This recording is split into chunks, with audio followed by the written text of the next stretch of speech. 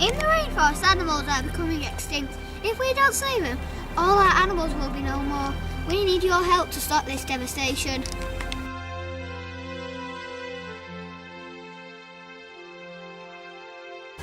Animals in the Amazon are endangered because their habitats are being destroyed. Why are animals becoming extinct?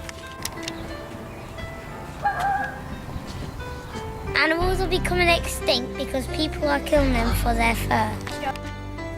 They are doing this to decorate their homes and for the use of medicine for the doctors.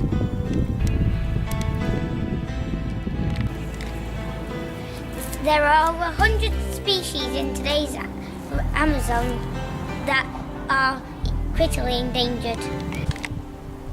Tell me one of the animals are becoming extinct. Well, there's the golden lion tamarin monkey. That is the most endangered animal in all of the rainforest. There are only 800 left, and if we don't help them, there'll be none. Now we know how endangered the rainforest animals are. Now we need to work together, get together with Wildlife Fund to stop this madness.